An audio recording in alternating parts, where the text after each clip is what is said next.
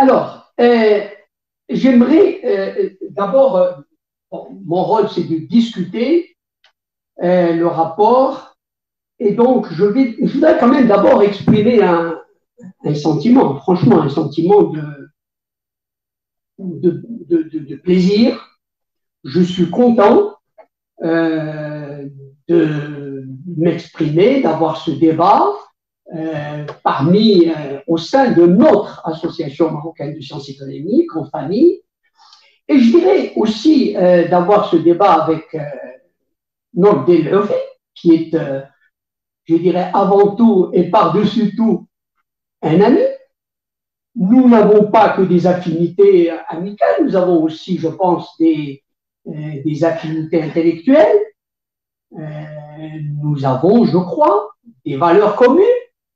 Nous avons eu, probablement, je vais y arriver, probablement aussi souvent, mais c'est souvent des positions communes.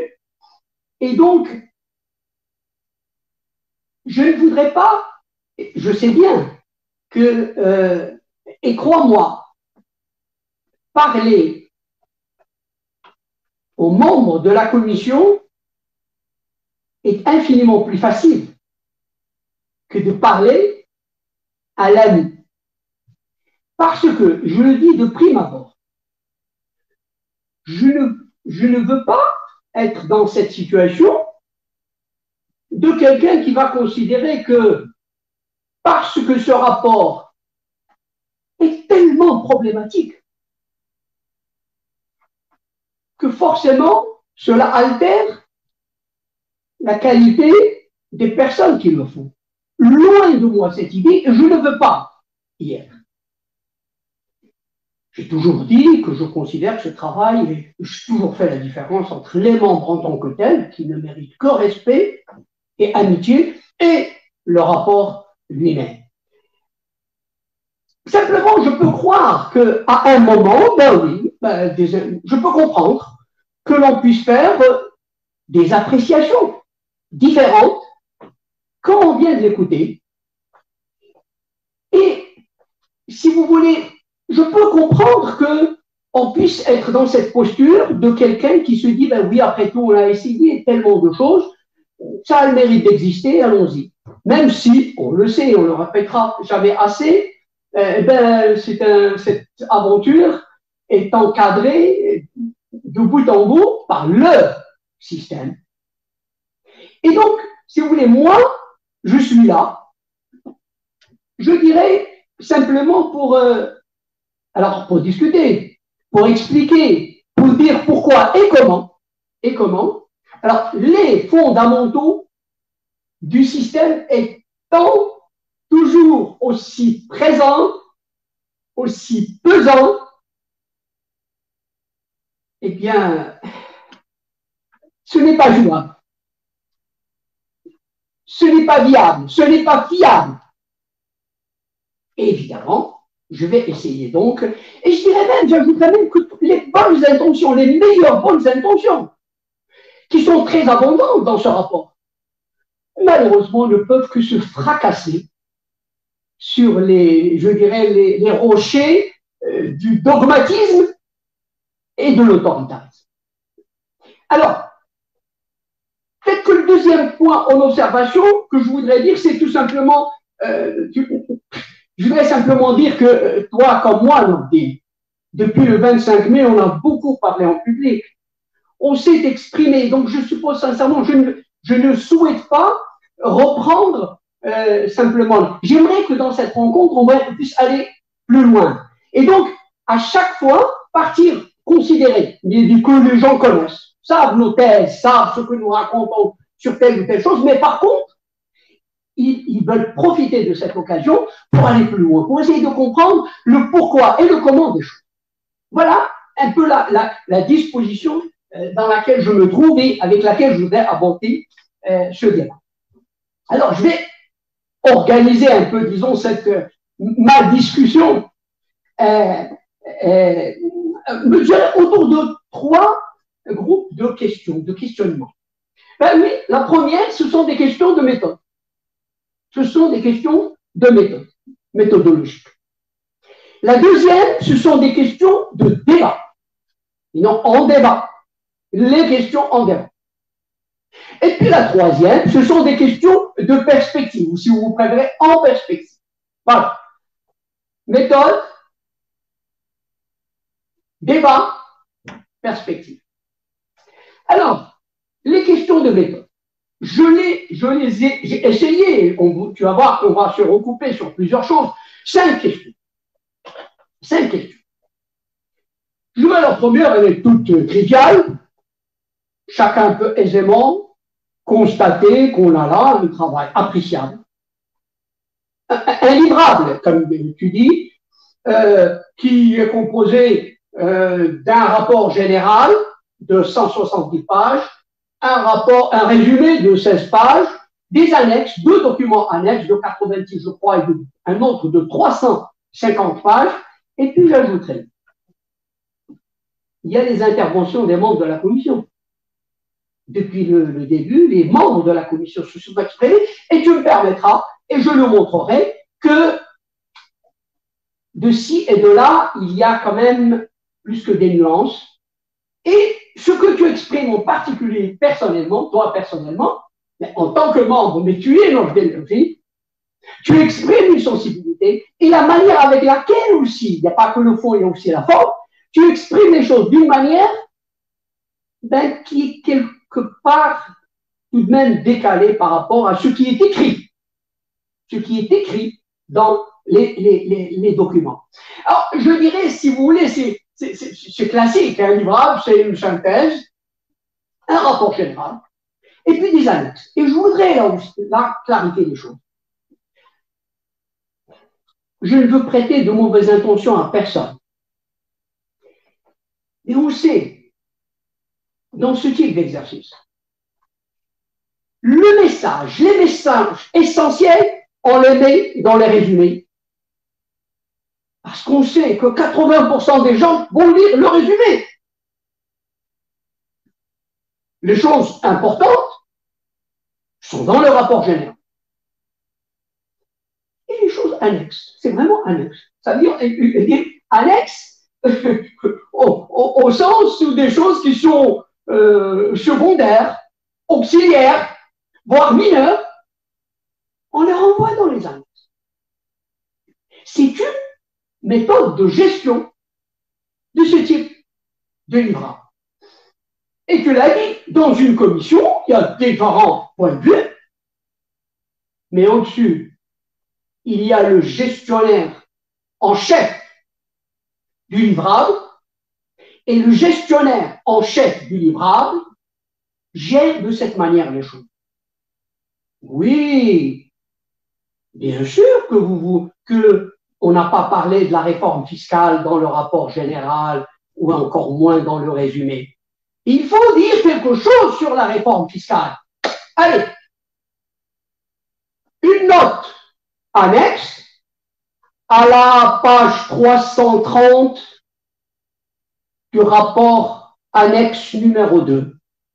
Bon. Et après, dans le débat public, on va venir dire, mais bien sûr qu'il y a la réforme fiscale, mais bien sûr qu'il y a ceci et cela. Alors, moi, j'aimerais être clair avec vous, très sincère. Moi, je vais apprécier ce que je vais apprécier. D'abord, à partir du rapport général. C'est ce qui me semble le document fondamental. Ce qui n'est pas dans le rapport général et qui se retrouve ailleurs n'est pas inexistant. Je ne dis pas qu'il est inexistant, mais je dis qu'il dit l'ordre des... Du coup, on reviendra sur la question des préférences. Cela dit l'ordre des préférences, l'ordre des priorités, l'importance de ce que cela représente. Alors, dans ce consensus, peut-être, mais en tout cas, il y a une hiérarchie dans les documents, et cette hiérarchie a un sens. Bien.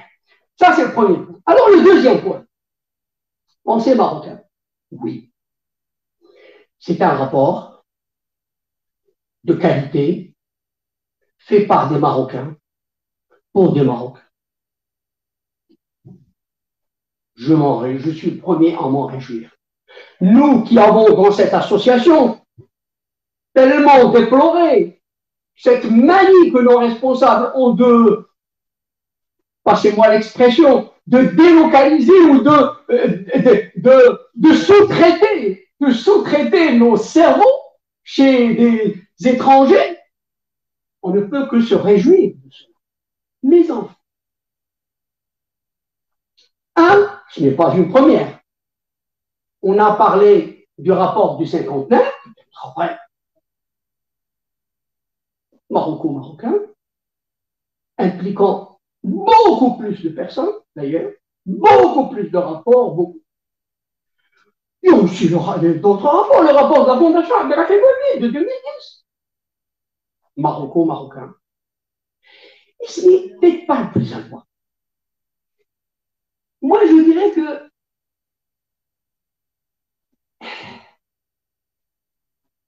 il y a l'envers et il y a le revers. Le fait qu'un rapport puisse être rédigé dans les conditions que je constate, et je reviendrai en plein. Dans ce contexte, le fait que le rapport soit fait par des Marocains, peut-être peut comporter un biais. Quel est ce biais? Disons-le clairement. Oui, nous savons penser, heureusement. Nous savons ce que nous avons à dire. Nous savons aussi ce que nous pouvons dire. Nous ne savons pas ce qui est permis de dire, ce qui n'est pas permis de dire.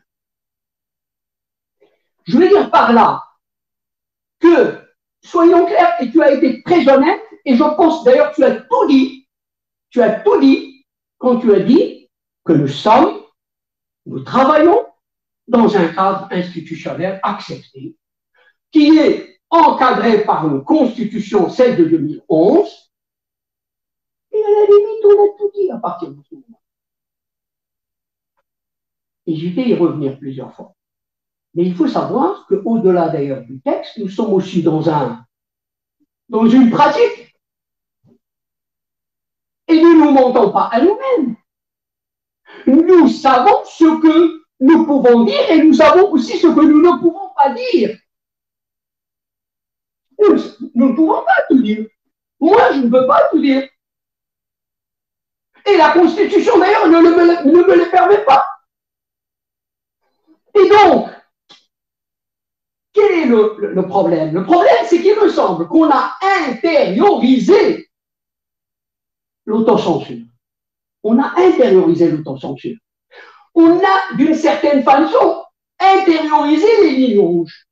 Et les lignes rouges dont tu parles, bien évidemment, je ne doute pas une seconde, je dis, que, compte tenu de la qualité des personnes dans l'instance fermée, qui est celle de la commission, ben oui, bien sûr que vous vous êtes tout dit, que chacun s'est exprimé en dehors des lignes rouges. Oui. Est-ce que pour autant, ce débat, dans sa pluralité, dans sa diversité, se retrouve dans ce document? Non. Et alors, j'y reviendrai aussi longuement sur ces différentes questions de lignes rouges et d'autocensure, tout simplement. Bien. Alors, la troisième question, c'est la voie marocaine du développement. La voie marocaine du développement, alors, je rappelle des choses qui sont connues, on ne va pas. Dans le rapport, il y a 3 éléments, 3 principes. 1, priorité aux fondamentaux du développement. L'éducation, la santé, la durabilité, etc. Le développement qui ne se réduit pas à la croissance, évident. Non, pas évident. Passons. La recherche optimale et dynamique entre État, marché, entre public, privé, efficacité. Il y aurait un débat là-dessus. Je n'ai pas le temps parce que je vais aller à un point très important. Autant je peux te suivre sur le ou qui est exclusif. Est-ce pour autant que le et est inclusif? Est-ce qu'il n'est pas au contraire, qu'il ne peut pas au contraire être tout simplement anesthésiant, stérilisant? C'est une question, c'est un débat. Mais je voudrais en fait aller au troisième point qui me paraît en véritable, parce que tout ça, je ne vois pas où est la particularité. Quel modèle, entre guillemets, de développement digne de ce nom ne cherche pas les fondamentaux du développement, ne cherche pas le développement plutôt que la croissance, ne cherche pas le meilleur équilibre entre États, tout ça n'a rien de particulier. Par contre, le troisième point est particulier. C'est quoi? Alors, on nous dit, c'est l'articulation des différentes temporalités du développement. Et alors pour restituer, je pense que c'est important quand même de le dire. Alors on aurait une distinction entre ce qui est stratégique, des choix stratégiques de long terme, et ce qui serait des programmes, des politiques publiques de court terme. Et alors, à la limite, tout ça c'est banal, c'est qu'il y a là où on veut, il y aurait une particularité marocaine. C'est qu'on lui dit que au Maroc, il y a une institution qui est intemporelle. La monarchie est une institution intemporelle. Et parce qu'elle est simplement intemporelle, c'est ça qui est intéressant, parce qu'elle est intemporelle, et donc qu'elle transcende les quinquennats, elle aurait le privilège, l'exclusivité de définir les choix stratégiques. On ne lui demande pas, par exemple, au moins une autre condition qui serait d'être simplement démocratique. Non. C'est répété à plusieurs reprises, la monarchie est intemporelle, et parce qu'elle est intemporelle, elle fixe les choix stratégiques. Et alors, du coup, qu'est-ce qui reste au gouvernement? Élu, en principe. Mais il reste la gestion des affaires courantes. Il reste les programmes, la mise en œuvre. Est-ce qu'on... Là, je vous assure, là, on est dans des choses de fond, dures. Est-ce qu'on imagine un système... Tenez, disons simplement, là, maintenant, il va y avoir des élections.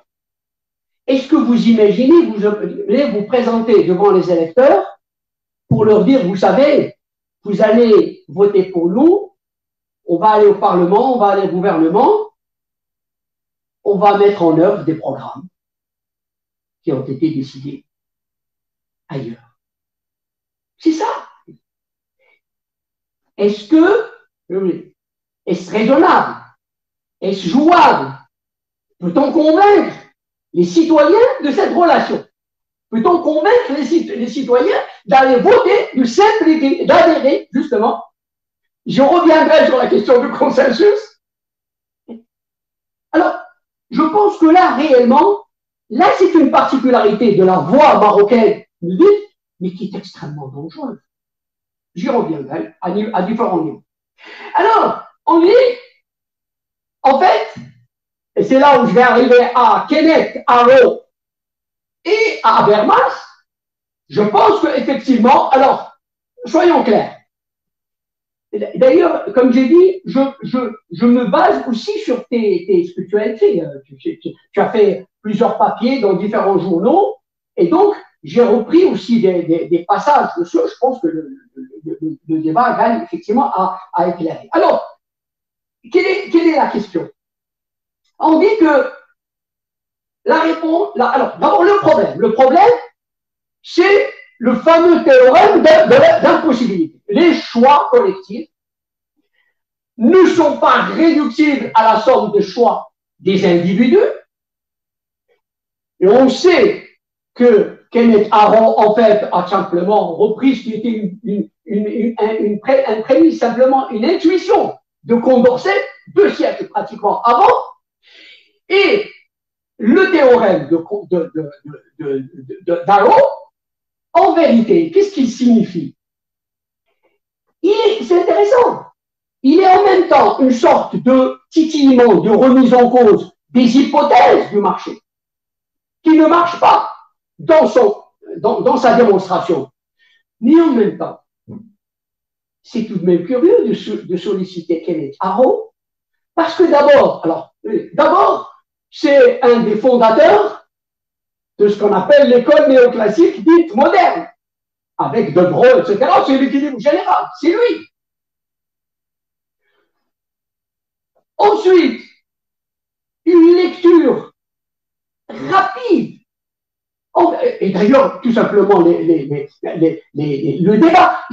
J'avais lu quelque part que le théorème d'impossibilité a donné lieu à quelques 4000 articles en 40 ans. C'est vous dire que ce n'est pas maintenant qu'on va régler cette question. Mais là où ce qui est important, c'est de comprendre qu'en réalité, l'idée essentielle, c'est quoi? C'est de montrer que l'État ne peut pas régler les problèmes de la population. C'est ça le fond du problème. Puisque l'État ne peut pas émettre des politiques qui agrègent de manière cohérente les préférences des individus, puisqu'il ne peut pas le faire. Et que donc ces politiques sont forcément mauvaises. Le corollaire idéologique. N'oublions pas que la théorie d'Arrow a connu son apogée, je disais, avec l'apogée de la théorie de l'offre aussi. Si dans son théorème d'impossibilité l'a fait dans les années 50, mais la reprise, c'est quand il a eu son prix Nobel au début des années 70, je crois que ça devait être 71 ou 72, et qu'ensuite ça a convergé dans les années 80 avec de ce que j'appellerais le délire néolibéral. Et d'ailleurs, c'est quand même ces travaux-là qui ont donné ensuite lieu, qui ont ouvert la voie, en fait, au public choice, à ce qu'on appelait la théorie du public choice, la théorie des choix publics ou choix collectifs ou choix sociaux, il y a plusieurs appellations. Et je dirais la théorie, alors avec Buchanan, Lucas, Tulloch, et tout ça, ça a donné lieu, et on le sait, on ne le sait que trop, ça a donné lieu à un certain nombre de dérives, à des délires ubuesques, notamment les fameuses fonctions d'utilité du divorce, du mariage, du suicide même. On a trouvé des fonctions d'utilité du suicide. Bon, si vous dire qu'on est, il me semble sincèrement qu'on est très, très, très loin tout de même de ce qui devrait être un environnement. J'accepte parfaitement l'affirmation que tu as affirmée que bon, il n'y a pas de paradigme. Encore que ça soit en soi, le fait qu'un dit modèle n'ait pas de paradigme pose problème, enfin, je peux accepter. Mais là, qu'est-ce qu'on va chercher? Est-ce que, en disant que, et c'est ce qui est écrit clairement, il n'y a pas d'expression d'agrégation des préférences individuelles, les préférences individuelles ne rejoignent pas l'intérêt collectif, etc. Donc, c'est l'impossibilité. Et faisant appel à Arrow, qu'est-ce qu'on veut montrer? Est-ce que c'est cela l'arme argumentaire? Je vais arriver à l'argumentation. Est-ce que c'est ça l'arme argumentaire? Alors, précisément pour ce qui est de l'argument. C'est-à-dire le consensus. Et effectivement, Habermas parle de l'argument. Et même il parle du meilleur argument. Du meilleur argument. Mais Habermas parle dans un contexte déterminé. Et tu l'as dit. Lui, son contexte, c'est ce qu'il appelle d'ailleurs la démocratie délibérative. La démocratie délibérative. Et d'ailleurs, oui, évidemment, il y a le processus délibératif, il y a l'importance des médias, très important. Très bien. Ça, c'est le monde d'Habermas. Est-ce que c'est le nôtre? Peut-on imaginer faire appel au consensus d'Habermas à partir des réalités du débat public? du débat public que nous avons. Où est-ce que nous avons un débat public ouvert? Nous l'avons dans des associations comme celle-ci. Oui, heureusement. Mais vous donnez des choses concrètes. Les médias officiels. Est-ce que quelqu'un a assisté, a vu un débat comme celui que nous avons ici? Est-ce que quelqu'un a vu assister à un débat contradictoire entre des membres de la commission et d'autres personnes qui ne sont pas dans la commission, qui peuvent avoir des points de vue? Malheureusement, on a fait comme avant, comme toujours, c'est-à-dire que les médias se sont chargés de verrouiller, et on a fait comme on l'a fait toujours, de la propagande, de la com, de la com. Et d'ailleurs, évidemment, encore une fois, loin de moi l'idée de dire ou de laisser penser que les membres de la commission sont partie prenante de cette, je dirais, de la mascarade médiatique officielle. Non, je ne dis pas cela. Mais tout de même, qu'on ne vienne pas, connaissant cette réalité-là, qu'on ne vienne pas nous dire fondé, c'est parce que c'est un cheminement théorique. Il y a le théorème d'impossibilité. Pour y répondre, il y a le consensus. Et le consensus, c'est la démocratie délibérative. C'est ça le montage. Mais où est-ce qu'il fonctionne au Maroc? Où est-ce qu'il fonctionne? Comment est-ce qu'il fonctionne? Où est la démocratie délibérative? Et donc, comment peut se construire le consensus? Ah. En vérité, moi j'ai envie tout de suite de dire une chose très simple. Et ça, je veux dire, quand on lit les documents, on a vraiment, en fait, on a juste envie de dire, oui, ben en fait, il faut choisir, c'est tout. Parce que le modèle qui est proposé, j'y reviendrai notamment avec le pacte social et le fameux mécanisme, en réalité, on est dans un modèle de despotisme, et on va dire, si on veut être gentil, éclairé. Et c'est vrai, d'ailleurs, alors, oui, justement, on parle, alors, il parle d'ailleurs de soit le dictateur, soit le divin. Le divin, c'est-à-dire qu'une autorité divine aussi peut avoir ce rôle de je suis Dieu, je dis. Je dis et je fais le consensus. Ou alors je suis le dictateur et je fais le consensus. Bon. Mais, les despotismes, il y a eu des cas, des exemples de despotisme éclairé. Taïwan, Singapour, la Corée, etc. Bon. Qui, sur le plan économique, ont produit des résultats, incontestablement. Mais alors, au moins, qu'on le dise clairement, si c'est ça le chemin, qu'on le dise. Moi, a priori, je peux discuter tout. Mais ce qui est gênant, c'est qu'on donne tous les éléments constitutifs du despotisme et on ne le dit pas. Et au contraire, on reste accroché à la démocratie. Où je dis, il y a la voie du despotisme, il y a la voie de la démocratie, mais la démocratie, elle est une et indivisible. C'est tout. Il n'y en a pas 36, il n'y a pas 36 façons d'être démocrate. Quatrième point, le modèle. Le modèle.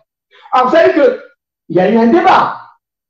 Dès qu'on a commencé à parler de nouveaux modèles de développement, ben, on a tout de suite vu qu'il y a quelque part un problème. Je ne vais pas revenir sur parce que le débat est déchété, qu'est-ce que ça veut dire modèle, quel est le sens, etc. Tout ça est dépassé. Mais on s'attendait à ce que dans ce rapport, il y ait quand même une explication. C'est juste pour lever des équivoques. Non, ben, nous, en vérité, oui, là, on sait qu'on s'est posé des questions sur le concept. Nous, ce qu'on veut dire par modèle, c'est ça et ça et ça. Bon, c'est tout. Ça n'a pas été fait. Oh, ok. Dans les textes, dont ton texte en particulier, tu dis que ça n'a pas été défini donc de façon explicite, mais tu dis que ça a été l'acception, c'est plutôt celle des sciences humaines et sociales, de la macroéconométrie, c'est-à-dire une représentation, je cite, une représentation simplifiée et focalisée et formalisée de la réalité. Bien, là encore, j'ai quand même, je ne peux pas ne pas constater quand même. Je suis un peu surpris. C'est curieux, c'est moins qu'on puisse dire. Pourquoi? Parce que ben, ici, dans cette affaire, bien évidemment, tu l'as dit, nous sommes dans la pluralité. Mais il me semble tout de même, au moins, je veux dire, les années que nous sommes, je ne crois pas en tout cas que nous faisons partie d'une école qui mystifie les modèles économétriques. Je dirais précisément parce que justement ce sont des représentations grossières, je dirais, de la réalité. Ce sont des représentations, tu l'as dit, partielles.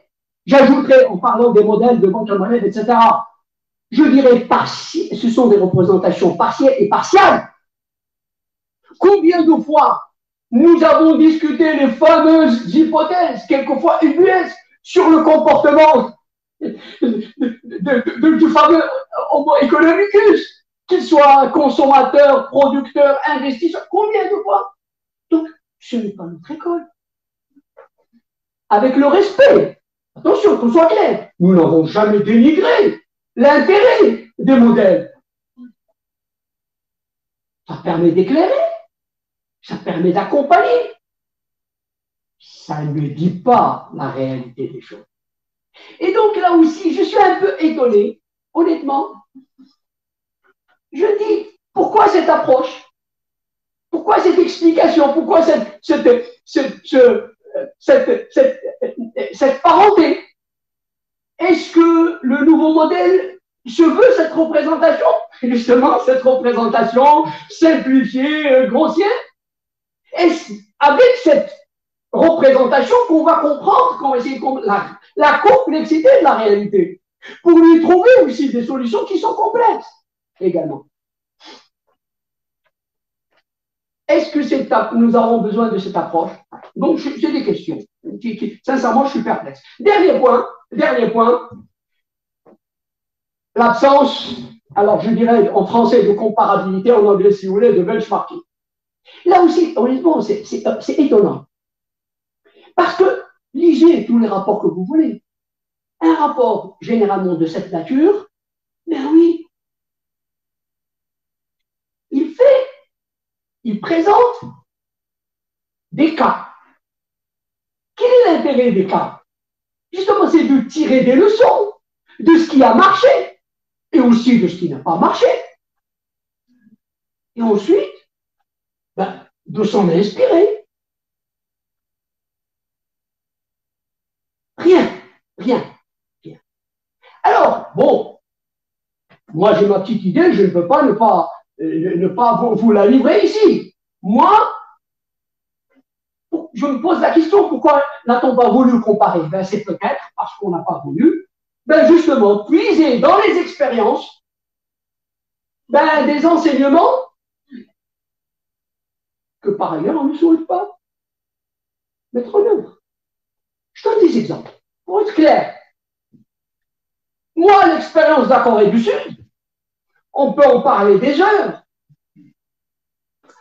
On sait la similitude des situations du début des années 60 jusqu'au début des années 70. Mais ensuite, évidemment, il y a beaucoup de facteurs, mais je focalise sur un point, après je passe. On n'a pas le temps de s'arrêter. Mais pour moi, je considère que ce qui a fait que la Corée a pris son envol à un moment donné, c'est la formation d'une classe bourgeoise entreprenante qui a pu, en tant que classe sociale, prendre son autonomie vis-à-vis de l'État, qui a réussi à avoir son propre projet de société. Et c'est cette catégorie que vous avez dans les plus grandes marques, vous les avez peut-être, des noms que vous avez fait dans votre poche. Ce qui n'a pas eu lieu au Maroc. Voilà. Une telle étude de cas sur la Corée, par exemple, fatalement, nous amène à nous interroger sur la nature de ce qui fait fonction de bourgeoisie dans ce pays. Singapour, par exemple, Prenons Singapour. Moi, je me demande si un des éléments clés de Singapour, c'est que l'État a été exemple, l'État despotique. Et par exemple, sur la question de la corruption, a été très vite, très tôt, exemplaire. De sorte qu'aujourd'hui, Singapour est un des pays classés parmi les premiers pays sur le plan des indicateurs, de la transparence, etc. Donc, je me pose des questions. Est-ce qu'on n'a pas mis de côté le benchmarking parce que ça dérange, parce que ça soulève des questions qu'on n'a pas envie d'approcher ici. Alors, voilà pour les questions de méthode. Le débat.